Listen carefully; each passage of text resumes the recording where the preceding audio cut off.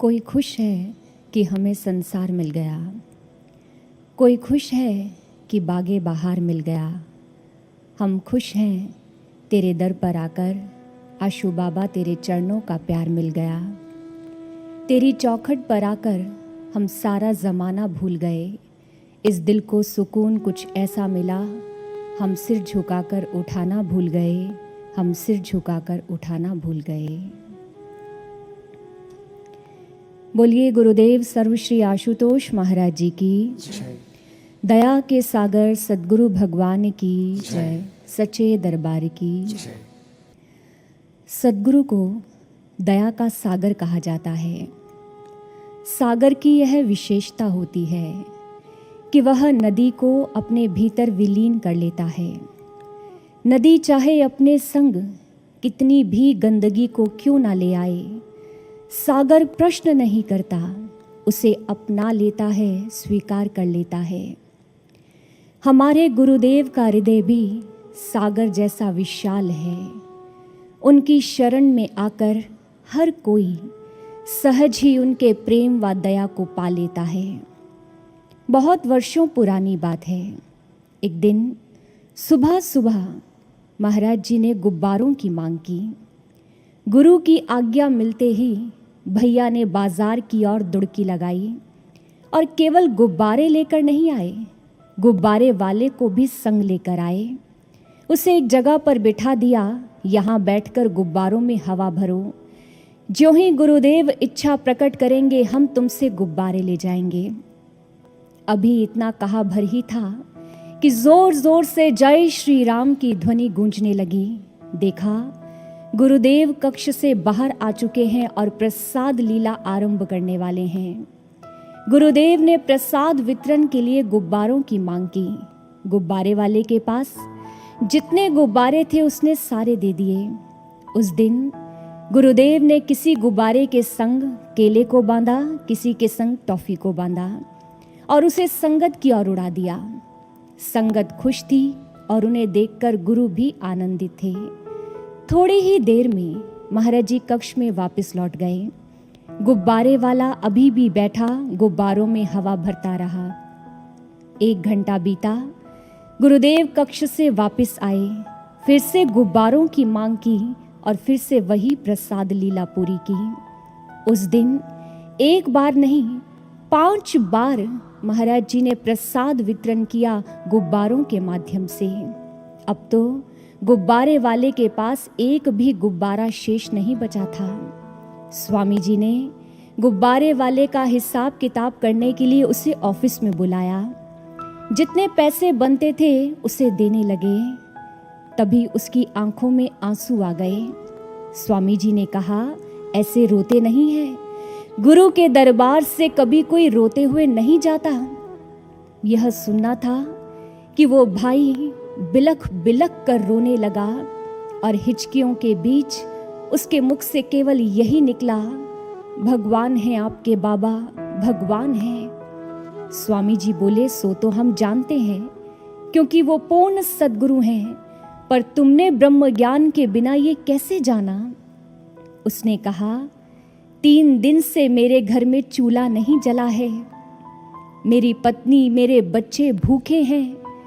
मैंने भी 3 दिन से भोजन ग्रहण नहीं किया है। आज जब सुबह घर से निकलने लगा, आकाश की ओर देखकर प्रभु से कहा, प्रभु यदि सच में तो इस धरती पर है तो आज इस गरीब के चूल्हे में आंच लगे। मुझे सबूत मिल गया है कि वो ईश्वर इस धरती पर है और उसका हृदय बहुत विशाल है। वो सबके हृदयों की सुनता है और सबको अपना लेता है। आदरणीय गुरु भक्तों, यह तो केवल एक घटना भर है। मेरे सद्गुरु के दरबार में तो ऐसे अनेकों अफसाने सुनने को मिलेंगे। दरबार में कामिल मुर्शिद के दुख दर्द मिटाए जाते हैं। दुनिया के सताए लोग यहाँ सीने से लगाए जाते हैं, सीने से लगाए जाते हैं। गुरुदेव के हर साधक का जीवन गुरुदेव की दया का प्रमाण है। आपकी, हमारी, हम सब की जीवन गाथा गुरु के उपकारों, गुरु की कृपा, गुरु की अनुकंपा व उनकी दया से भरी हुई है। याद कीजिए उस दिन को जब हम पहली बार इस दरबार में आए, गुरुदेव के श्री चरणों में आए। हम मैले थे, विकारों से सने हुए थे। उसने हमारे विकार नहीं देखे, हमारी मैल नहीं देखी, हमें अपने ममता के आंचल में समेट लिया, अपना निश्चल प्रेम दिया, यहाँ तक कि हमें अपना नाम भी दे दिया। आज दुनिया के लोग हमें आशू बाबा की संतान कहकर बुलाते हैं। सच कहें, गुरुदेव के बिना जीवन का ना तो कोई मोल है, ना अस्तित्व है और ना ही कोई पहचान है। हृदय पर हाथ रखकर बताइए, क्या कभी उनकी याद नहीं आती जिन्होंने अपना सर्वस्व हम पर न्यौछावर कर दिया?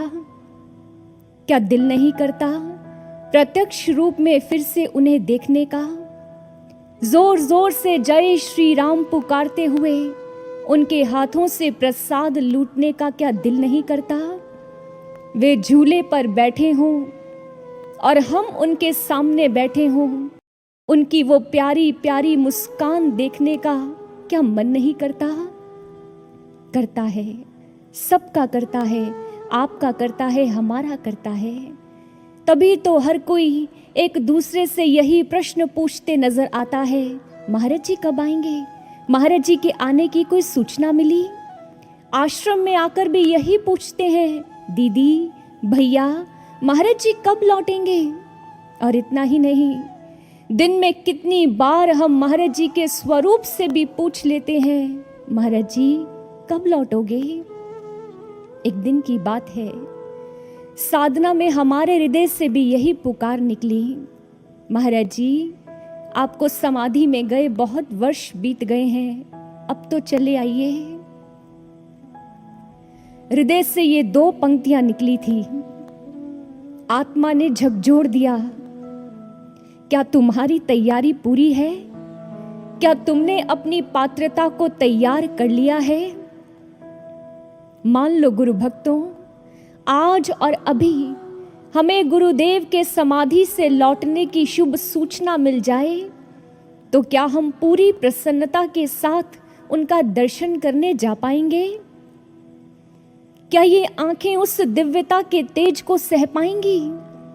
क्या हम महाराज जी के समक्ष खड़े होकर ये कह सकते हैं, महाराज जी हमने आपकी हर आज्ञा को पूरा किया है, हमने आपकी हर बात को माना है? पूछिए स्वयं से, क्या हमने गुरु से मिलने की अपनी तैयारी पूरी कर ली? हमारी और आपकी हर एक साधक की आत्मा इन प्रश्नों के उत्तर जानती है। पर उस दिन ये एहसास गहरा हो गया कि देरी महाराज जी की ओर से नहीं है, देरी हमारी ओर से है। हम शिष्य ही अभी तक गुरु की उम्मीदों पर खरे उतर नहीं पाए। जो सच्चा बदलाव वे हम में देखना चाहते हैं, वो बदलाव अब तक हमारे जीवन में नहीं आया। हम प्रयास करते हैं, कोशिश करते हैं, पर रुक जाते हैं, ठहर जाते हैं। इसी कारण से अभी तक हम अपने विकारों से मुक्त नहीं हो पाए। याद करो उस दिन को जब हम गुरु चरणों में आए थे। विष्ठा के हम कीट मात्र थे, गुरु ने हृदय लगाए थे। पूर्ण गुरु का संग पाकर भी कीट वृत्ति ना छोड़ सके, ना दिव्य ज्योति के योग्य बने, ना विष्ठा से मुख मोड़ सके, ना विष्ठा से मुख मोड़ सके। वो बदलाव जो गुरुदेव हम में देखना चाहते हैं, वो बदलाव नहीं आया। एक बार एक साधक साधना कर रहा था। साधना में उसे गुरु महाराज जी का दर्शन हुआ। महाराज जी बहुत व्याकुल थे और उनकी आंखों में पानी था। साधक से रुका नहीं गया। उसने कहा, महाराज जी व्याकुल तो हमें होना चाहिए कि आप कब आओगे? महाराज जी ने कहा, यही तो मैं भी सोच रहा हूं कि तुम कब आओगे। साधक ने कहा, नहीं नहीं महाराज जी, समाधि में तो आप गए हैं, आपको लौट कर आना है। हम तो आज भी वही हैं जहां आप हमें छोड़कर गए थे। महाराज जी ने कहा, यही तो मेरी चिंता का विषय है। तुम आज भी वही हो जहां मैं छोड़कर गया था। मैं बार बार अनुभव में आकर बताता हूँ, सेवा करो, साधना करो। तुम प्रयास करते हो, रुक जाते हो। परिस्थितियां आती हैं, थम जाते हो, बैठ जाते हो और क्या कहते हो, महाराज जी लौटाओ। महाराज जी कहते ना, याद रखना, जब तक तुम्हारे भीतर बदलाव नहीं आएगा तब तक मैं वापस लौट कर नहीं आऊंगा। मुझे बुलाने से पहले अपनी तैयारी पूरी करो, अपनी तैयारी पूरी करो। अब तो महाराज जी ने भी कह दिया कि हम अपनी तैयारी पूरी करें। आओ साधकों, हम जल्दी से जल्दी अपनी तैयारी पूरी करें अपने गुरु से मिलने की। पर कैसी तैयारी, क्या करना होगा, ये तो गुरुदेव समाधि में जाने से पूर्व ही बता कर गए। याद करो गुरुदेव के श्री वचन। अपने दिल में ऐसी आह, ऐसी चाह को पैदा करो कि लक्ष्य स्वयं आकर तुम्हारा वरण कर ले। हमारा लक्ष्य है गुरुदेव, नूर महल का नूर, दिव्य धाम की दिव्यता वापस लौट आए। यही हम सब शिष्यों की इच्छा है। लेकिन हमारा लक्ष्य आकर हमारा वरण करे, उसके लिए हमें दो कार्य करने होंगे। पहला, अपने भीतर सच्ची आह को जन्म देना होगा और दूसरा, सच्ची चाह को बनाए रखना होगा। आओ बात करते हैं आह की। आह यानी तड़प, आर्त पुकार, व्याकुलता, गुरु से मिलने की पीड़ा। ये आह कैसी हो?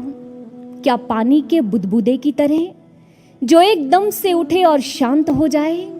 नहीं, आह होनी चाहिए जैसे जब गुरु महाराज जी समाधि में गए, एक गुरु बहन साधना की गहराइयों में उतर गई और गुरुदेव से प्रश्न किया, महाराज जी आपको वापस बुलाने के लिए हृदय की कैसी व्याकुलता होनी चाहिए? आप वापस आ जाएं, हृदय से कैसी आह उठनी चाहिए, बताइए ना महाराज जी। उनका प्रश्न सुनते ही तत्क्षण महाराज जी प्रकट हो गए। अनुभव में आकर महाराज जी ने बताया, हमारे आश्रम की एक किताब है, ऐसा सदगुरु मेरा, उसका पृष्ठ नंबर 40 खोलना, तुम्हें तुम्हारे प्रश्न का उत्तर मिल जाएगा। गुरु बहन साधना से उठी, जल्दी से किताब को खोजा, वह एक भजन संग्रह था। उसका पृष्ठ नंबर 40 खोला, उस पर एक भजन अंकित था। वो केवल मात्र कुछ शब्द नहीं थे, एक शिष्य के हृदय से उठते हुए भाव थे। गुरु की याद में, गुरु से मिलने की आस में जो हृदय से पुकार उठ रही थी, जो हृदय चित्कार कर रहा था, ये वो भाव थे। आओ उन भावों को श्रवण करते हैं।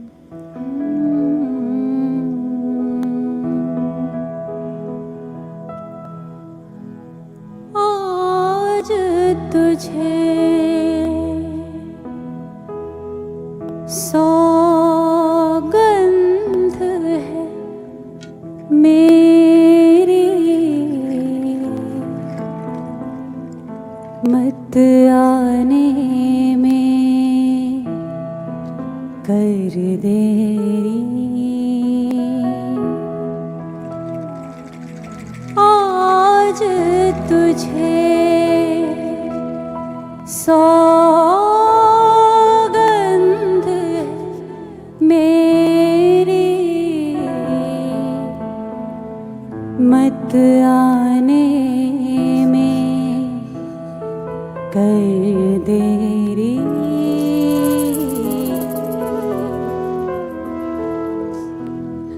छाए दुख की रात घनेरी, छाए दुख की रात घनेरी, जान ये मेरी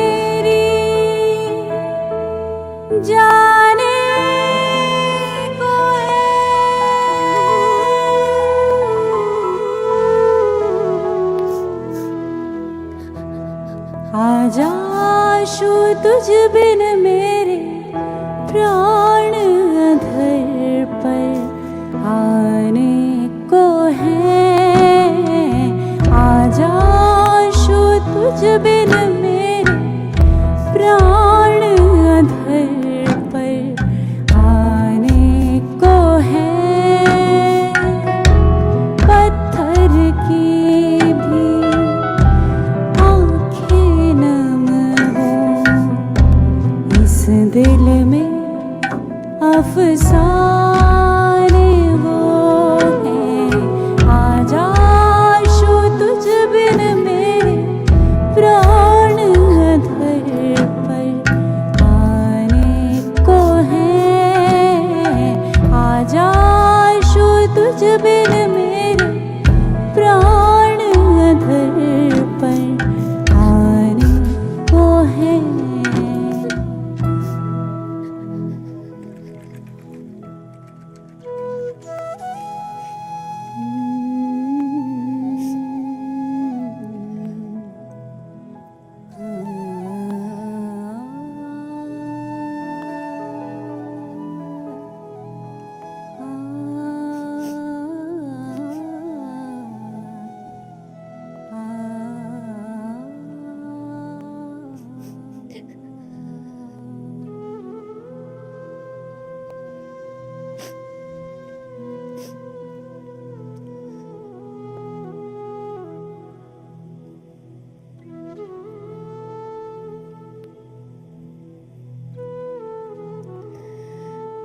आजा आशु तुझ बिन मेरे प्राण अधर पर आने को है।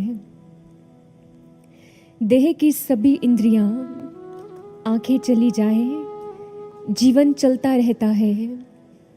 कानों की सुनने की शक्ति समाप्त हो जाए, जीवन का प्रवाह अक्षुण बहता रहता है। लेकिन अगर प्राण निकलने लगे, कितनी बेचैनी होती है, कितनी छटपटाहट होती है। जिस दिन महाराज जी की विरह में हमें ऐसा लगे कि अब प्राण ही निकल जाएंगे, हृदय में ऐसी तड़प हो, ऐसी आर्त पुकार निकलेगी, उस दिन हमारे महाराज जी हमारे पास वापस लौटने को विवश हो जाएंगे। एक बच्चा रोता है ना, 7 समुंदर पार बैठी उसकी माँ के कलेजे में भी पीड़ा होने लगती है। सोचो, जब गुरुदेव के हर एक साधक की आंखों में अश्रु होंगे और उसका हृदय चित्कार कर अपने गुरु को बुला रहा होगा, क्या महाराज जी हमारी इस पुकार को अनसुना कर पाएंगे? नहीं, उन्हें आना पड़ेगा हमें दर्शन देने के लिए, उन्हें समाधि से लौटना पड़ेगा। शास्त्र भी तो कहते हैं, अवतरण का सबसे बड़ा आधार है धरती से उठने वाली पुकार, मानव के हृदय से उठने वाली गुहार। जिस समय पृथ्वीवासी ये गुहार करते हैं, प्रभु अब आपके बिना कुछ नहीं, कुछ नहीं, उस समय वह प्रभु जो ऊंचे आसन पर विराजमान होते हैं, द्रवित हो जाते हैं और अपने आसन का त्याग कर भूलोक पर आते हैं। ये अवतरण कहलाता है। इसी प्रकार भक्त की आह को सुनकर भगवान द्रवित हो जाते हैं, विवश हो जाते हैं। यह एक परीक्षित सत्य है। बिहार के भवानीपुर गांव में महादेव का एक बहुत प्रसिद्ध मंदिर है। उसका नाम है उगना महादेव का मंदिर। उस मंदिर के पीछे जो कहानी है जनमानस में बहुत प्रसिद्ध है। भक्त कवि विद्यापति भगवान शिव का उपासक था। भगवान शिव प्रसन्न हो गए और दास उगना के रूप में विद्यापति के घर में रहने लगे। एक दिन विद्यापति जी उगना के साथ कहीं जा रहे थे। प्यास लगी, लोटा निकालकर उगना को दिया। कहने लगे कहीं से जल की व्यवस्था करो, और इतना कहते ही निढाल होकर गिर गए। उगना ने यहाँ वहाँ जल का स्रोत खोजा, लेकिन कुछ नहीं मिला। थे तो भगवान शिव, तुरंत अपनी जटाओं से गंगा जल को प्रकट कर लिया लोटे में। अपने स्वामी को उठाया, ठाकुर जी उठिए, जल्दी से जल को ग्रहण कर लीजिए। विद्यापति ने जल्दी से जल को ग्रहण किया। कहने लगे, उगना, ये जल साधारण नहीं है, ये जल तो गंगा जल है, बताओ कहां से लाए। उगना असमंजस में पड़ गया। विद्यापति जी ने हठ पकड़ लिया। कहने लगे, बताओ बताओ उगना, ये गंगा जल कहां से लाए हो, तुम कौन हो, अपना परिचय दो। भक्त के हठ के आगे प्रभु द्रवित हो गए, साक्षात महादेव प्रकट हो गए। कहने लगे, विद्यापति, मैं तुम्हारी भक्ति से बहुत प्रसन्न हूं, तुम्हारे संग कुछ दिन रहना चाहता हूं, इसलिए दास उगना के रूप में तुम्हारे घर आया हूं। याद रहे, जब तक ये रहस्य किसी और के समक्ष उजागर नहीं होगा, तब तक ही मैं तुम्हारे संग रहूंगा, अन्यथा मैं अंतर्धान हो जाऊंगा। उस दिन से विद्यापति जी का तो जीवन ही बदल गया। रोज सुबह उठते अपने प्रभु का दर्शन करते, चोरी छिपे अपने प्रभु के श्री चरणों की सेवा करते। एक दिन विद्यापति जी की पत्नी ने उगना को कुछ काम दिया। उगना से वह काम पूरा नहीं हुआ। वह कुपित हो गई और उगना को मारने के लिए आगे बढ़ गई। विद्यापति जी ने देखा, उनसे रुका नहीं गया। जोरदार आवाज में बोले, रुक जाओ भाग्यवान, रुक जाओ, ये साक्षात महादेव हैं। पत्नी को तो रोक दिया, परंतु जब पीछे पलटकर अपने उगना को देखना चाहा तो उगना वहां नहीं थे। उगना अंतर्धान हो चुके थे। बावले से हुए विद्यापति यहाँ वहां पूरे घर में अपने उगना को पुकार रहे हैं, ढूंढ रहे हैं। जब घर में नहीं मिले तो गांव में दौड़ गए। गांव के एक एक घर में, एक एक वीथी में जाकर अपने उगना को ढूंढने का प्रयास कर रहे हैं। रात्रि हुई, घर में आए, ना भूख है, ना प्यास है, ना निद्रा है, बस अपने प्रभु से प्रार्थना कर रहे हैं, प्रभु माना मैं अपराधी हूं, पर मेरे इस अपराध का मुझे इतना बड़ा दंड मत दीजिए प्रभु, इतना बड़ा दंड मत दीजिए। अपने विद्यापति के पास वापस लौट आइए। मैं आपको वचन देता हूं प्रभु, मैं आपको दास बनाकर नहीं रखूंगा, मैं स्वयं आपका दास बनकर रहूंगा प्रभु, स्वयं आपका दास बनकर रहूंगा। पूरी रात बीत गई। विद्यापति जी की आंखों से अश्रु निरंतर बहते रहे। भोर हुई, आस पड़ोस वालों ने देखा, कहने लगे, ठाकुर जी, अरे एक साधारण से दास के लिए यूं रो रहे हैं, अरे वो तो जंगल से आया था, कहीं जंगल में भाग गया होगा।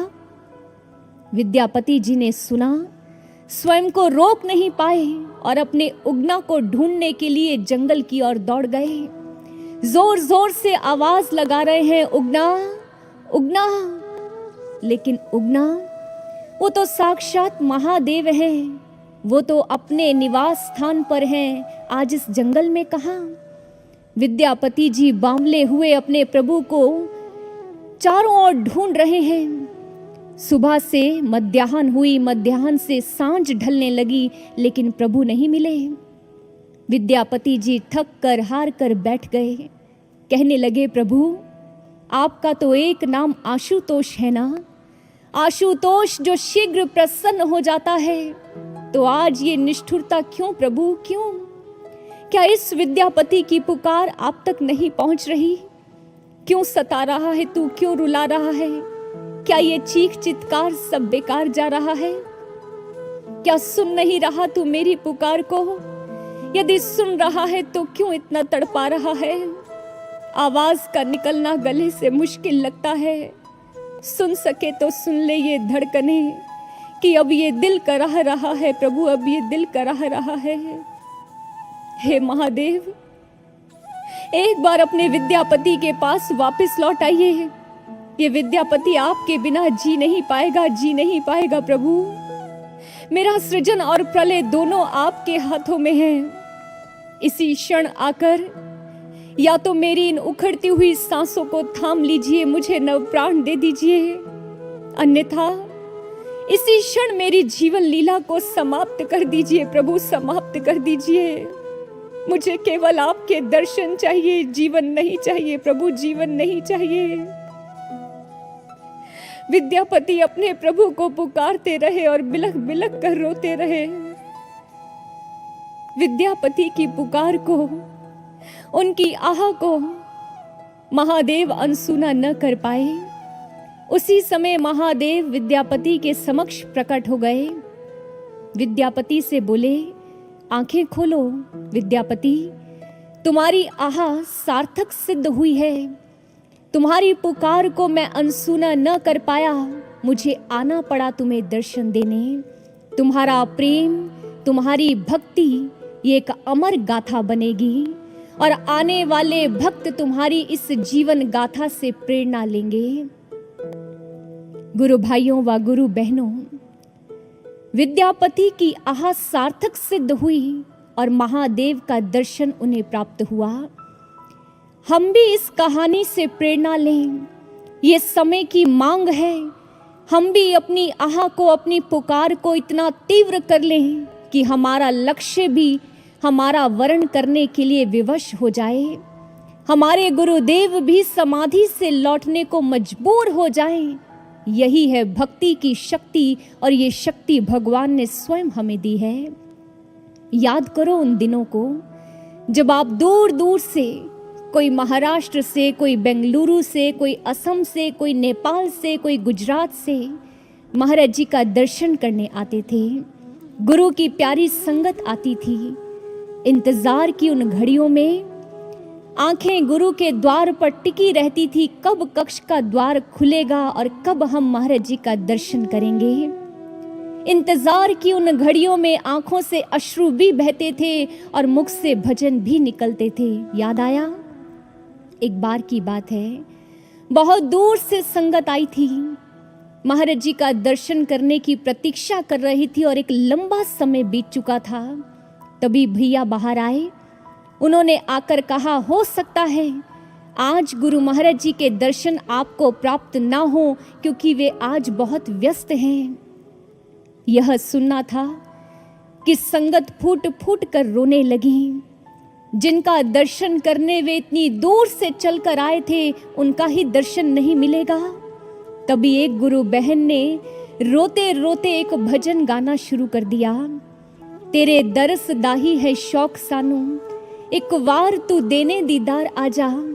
असी प्यासे तेरे दीद देहा, साडी प्यास बुझाने दातार आजा। साडी प्यास बुझाने दातार आजा। हे प्रभु, हे गुरुदेव, हम बहुत दूर से आए हैं प्रभु, केवल आपके दर्शनों की प्यास है। एक बार बाहर आ जाइए महाराज जी, एक बार अपनी झलक दिखा दीजिए महाराज जी, बस एक बार अपनी झलक दिखा दीजिए। भजन की अभी इतनी ही पंक्तियां गाई होंगी, जोर से जय श्री राम की आवाज आई और कक्ष का दरवाजा खुल गया। मुख पर प्यारी सी मुस्कान लिए,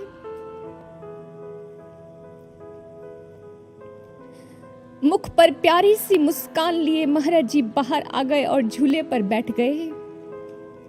उन गुरु बहन की ओर देखते हुए बोले, क्या गा रही थी तू? उन गुरु बहन ने पूरा भजन सुनाया। गुरु महाराज जी ने सारी संगत को अपने दर्शनों का प्रसाद दिया। इस बात को 6 से 7 साल बीत गए। उन्हीं गुरु बहन को एक दिन महाराज जी की बहुत याद आ रही थी और महाराज जी समाधि में जा चुके थे। सुबह से लेकर न जाने कितनी बार ये पूछ चुकी थी महाराज जी से, महाराज जी कब आओगे, महाराज जी कब आओगे। रात्रि में दिव्य स्वप्न में महाराज जी आए। महाराज जी ने कहा, तुझे याद है एक दिन तूने नूर महल में मुझे एक भजन सुनाया था? गुरु बहन ने कहा, नहीं महाराज जी, मुझे याद नहीं। महाराज जी ने कहा, वही तेरे दरस दाही है शौक सानू। उसने कहा, महाराज जी आपको अब भी याद है ये भजन? महाराज जी ने कहा, याद है, सुना तो। गुरु बहन ने पूरा भजन सुनाया। उनका स्वप्न टूट गया, नींद खुल गई। झट से उठकर साधना में बैठ गई। साधना में महाराज जी आए। महाराज जी ने कहा, याद है ना उस दिन कितने भावों से मुझे पुकारा था? मैं स्वयं को रोक नहीं पाया और मुझे कक्ष से बाहर आना पड़ा तुम्हें दर्शन देने, याद है? गुरु बहन ने कहा, जी महाराज जी याद है। महाराज जी ने कहा, सभी से कह देना पूरी शिद्दत और तड़प से मुझे पुकारेंगे तो इस बार भी मैं स्वयं को रोक नहीं पाऊंगा और मुझे समाधि से लौटना होगा, तुम्हें दर्शन देने के लिए मुझे आना होगा। हमारे हृदय से वो आह फूटे, हमारे हृदय से वो पुकार निकले और गुरु चले आएंगे। लेकिन गुरु भक्तों, ऐसी पुकार हृदय से प्रकट कब होगी? जब हृदय में सच्ची चाह होगी, सच्चा प्रेम होगा गुरु से। कैसा प्रेम? चकोर की तरह नहीं, चकोर के बच्चे की तरह। समझना, माना चकोर पूरी रात चांद को देखता है, लेकिन दिन होते ही उसका प्रेम बदल जाता है। वो चकोरी से प्रेम करने लगता है।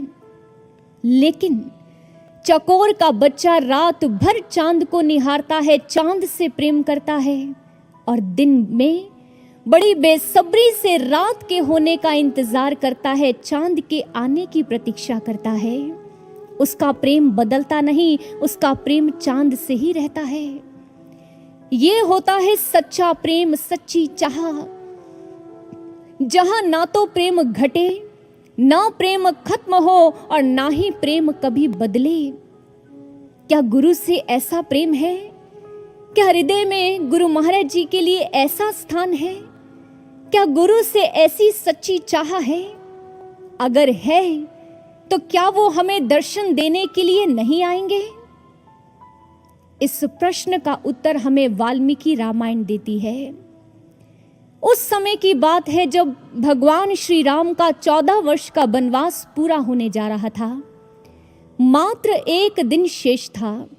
भगवान श्री राम ने कपि श्रेष्ठ हनुमान को बुलाया और कहा, जाओ इसी समय अयोध्या चले जाओ, वहां जाकर मेरे भरत से मिलना, मेरा कुशल समाचार सुनाना और वनवास काल में जितनी भी लीलाएं तुमने देखी हैं उन्हें धीरे धीरे कर बतलाना।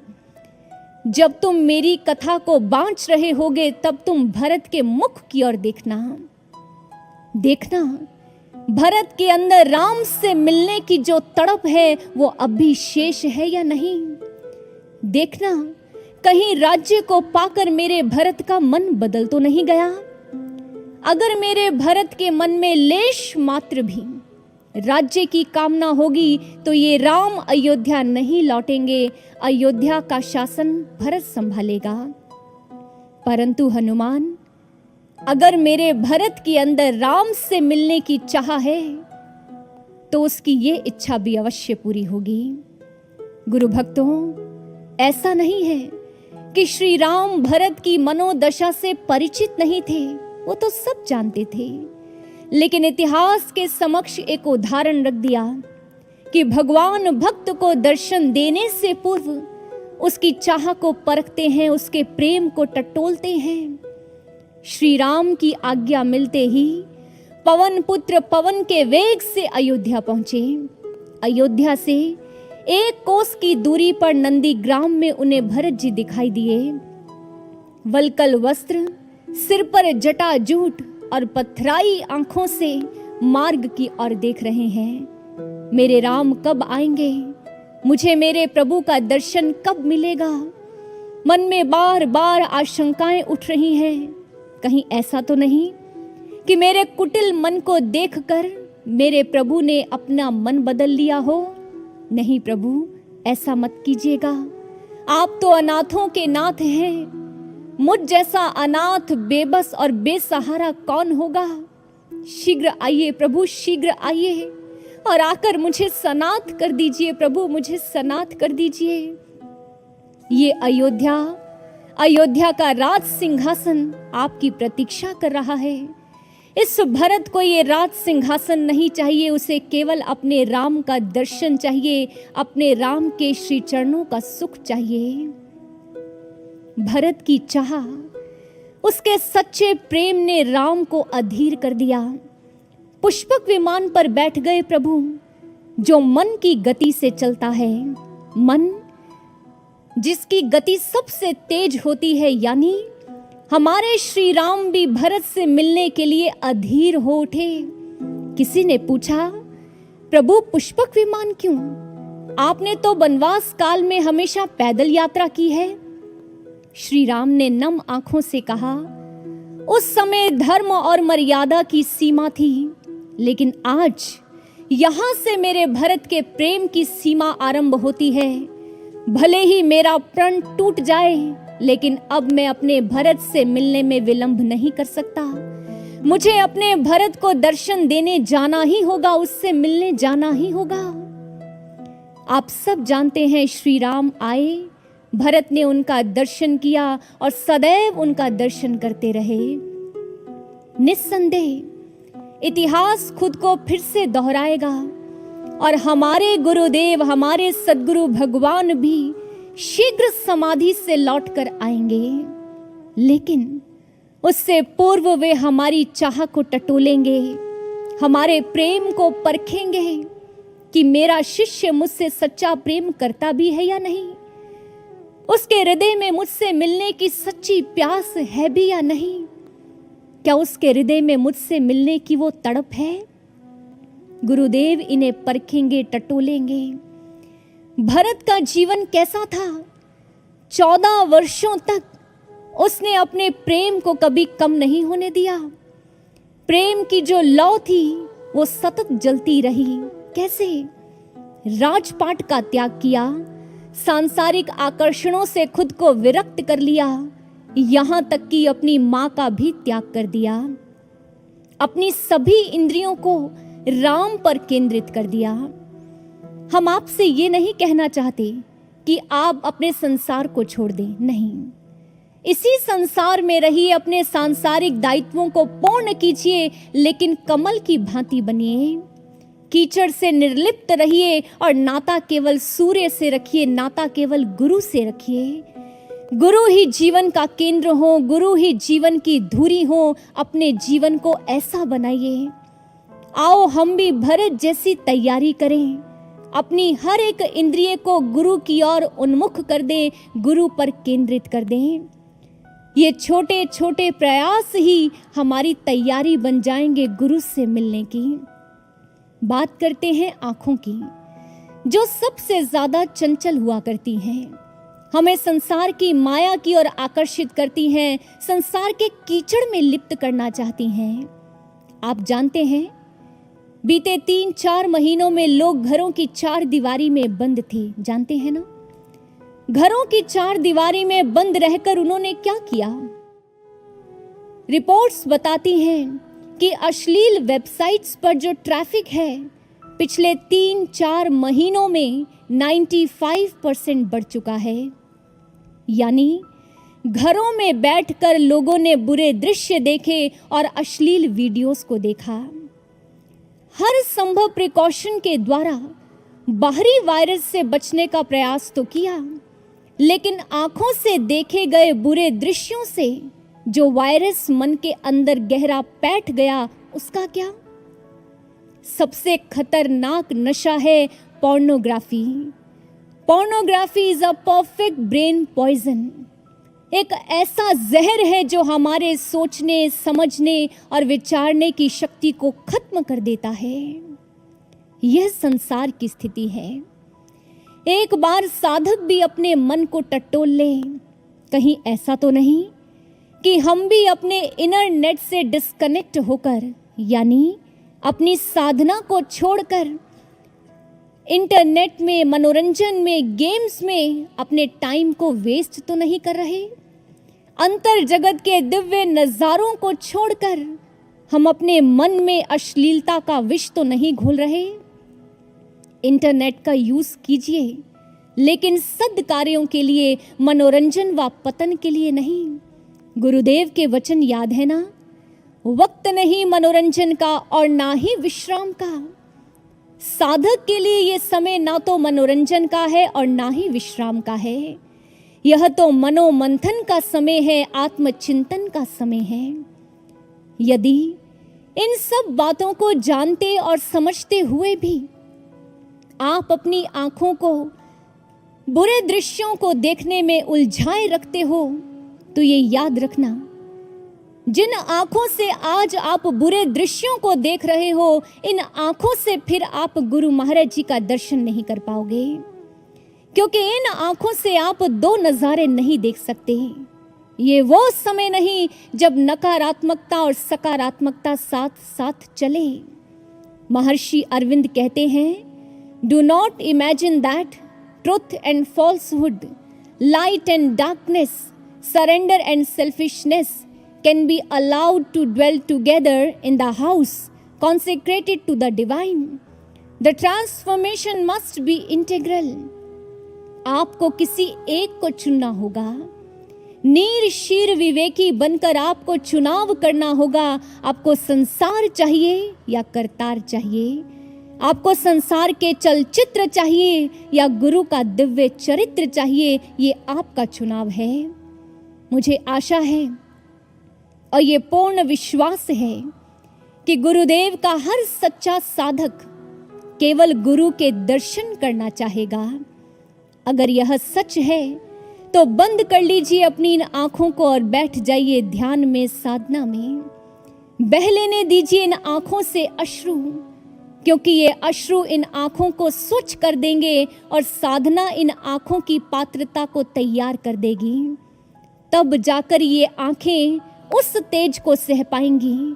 ये आंखें गुरु का दर्शन कर पाएंगी जब हम इनकी तैयारी करेंगे, इन्हें गढ़ेंगे, इनकी पात्रता को तैयार करेंगे। काम कीजिए अपने हाथों से, गुरु दरबार में सेवा कीजिए।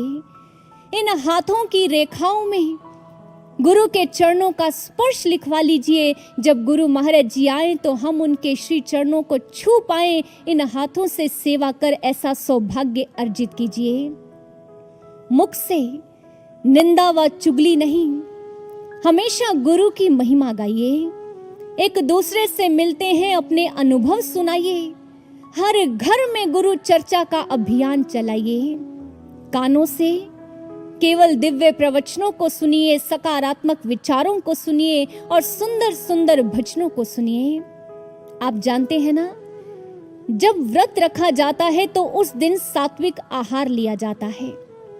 आज से कुव्रत रखिए, ना तो किसी की निंदा चुगली करेंगे और ना ही किसी की निंदा चुगली सुनेंगे। यदि कोई आपसे निंदा चुगली करने आता भी है तो आप उससे स्पष्ट कहिए, आज मेरा व्रत है। सोच कर देखिए, इस मुख से गुरु की महिमा निकले, इन कानों से सदैव गुरु की महिमा सुनते रहें तो जीवन कितना सुंदर बन जाएगा। हर साधक के आसपास एक पॉजिटिव ऑरा बन जाएगा। फिर ना तो वो साधक कभी नेगेटिव हो पाएगा और ना ही किसी नेगेटिविटी की ओर आकर्षित हो पाएगा, बल्कि गुरु की महिमा गाने से, गुरु की महिमा सुनने से उसके मन में गुरु से मिलन का उत्साह बना रहेगा, गुरु दर्शनों की उमंग बनी रहेगी। अपने इन पांवों को निरंतर आगे बढ़ाइए, गुरु की आज्ञा में चलते रहिए, गुरु के कार्यों को पूर्ण करते रहिए। इन छोटे छोटे प्रयासों से आप देखेंगे कि आप गुरु की आज्ञा को स्वीकार करना सीख गए हैं। आप पाएंगे कि आप गुरु महाराज जी की हर एक बात की पालना कर रहे हैं और धीरे धीरे इंद्रियों का संयम, हमारा वैराग्य हमारे भीतर भरत जैसी चाह को जन्म दे देगा, उस सच्चे प्रेम को जन्म दे देगा। और जब गुरु से सच्चा प्रेम हो जाएगा, हृदय में केवल गुरु ही गुरु होंगे, तो बताइए क्या एक पल की भी दूरी अपने गुरु से कोई सहन कर पाएगा? नहीं।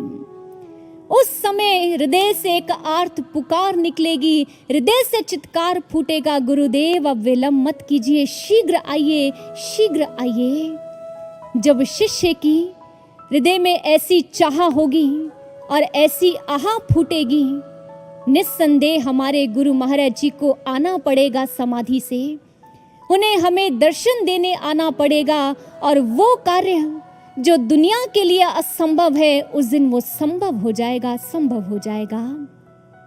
आपने मीराबाई का नाम तो बहुत बार सुना है। जिसके लिए जहर का प्याला भी अमृत बन गया। एक ऐसे गुरु भक्त का नाम और आता है, समर्थ गुरु रामदास जी की शिष्या वीणाबाई। वीणाबाई जिसके हृदय में गुरु से सच्चा प्रेम था। एक दिन ज्ञात हुआ, कोल्हापुर में मां अंबा के मंदिर में गुरुदेव सत्संग व कीर्तन कर रहे हैं। वीणाबाई की सच्ची चाह ने उसे वहां खींच लिया। अब तो रोज सत्संग सुनती, कीर्तन करती, गुरु चरणों की सेवा करती। जब गुरु प्रस्थान करने लगे, वीणाबाई ने हाथ जोड़कर कहा, गुरुजी मुझे भी संग ले चलिए। समर्थ गुरु रामदास जी ये कहते हुए आगे बढ़ गए, वीणाबाई अभी नहीं, समय आएगा। वीणाबाई एक विधवा थी।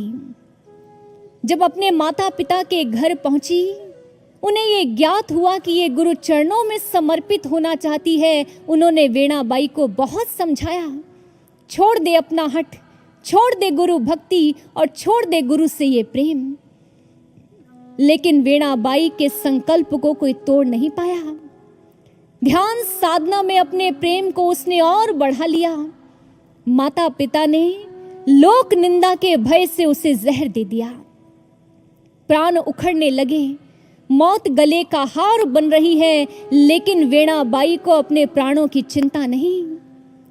आंखों में अश्रु लिए अपने गुरु का स्मरण करती है, हे गुरु माउली, क्या अब इस वीणाबाई को कभी आपके दर्शन नहीं होंगे? क्या ये वीणाबाई अब आपको कभी देख नहीं पाएगी गुरुदेव? क्या अब कभी आपका वो दर्शन, आपका वो मुख नहीं नजर आएगा? और ऐसे पुकार करते हुए उसके हृदय से चित्कार फूटा और वो फूट फूट कर रोने लगी। उसके हृदय की जो चाह और आह थी, उसे देखकर गुरु आने को विवश हो गए।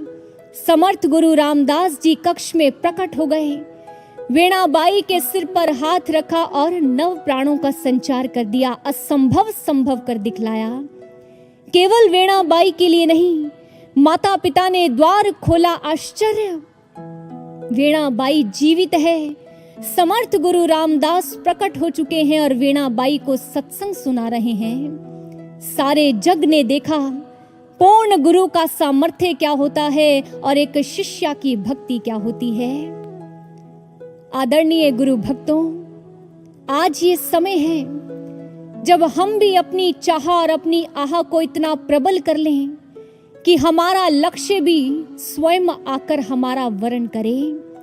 जब हमारे भीतर भी सच्ची चाह होगी, हृदय से आह फूटेगी, हमारे गुरुदेव भी शीघ्र समाधि से आएंगे। वो दिन फिर दूर नहीं होगा और उस दिन दुनिया जिसे असंभव कहती है, वो असंभव संभव हो जाएगा।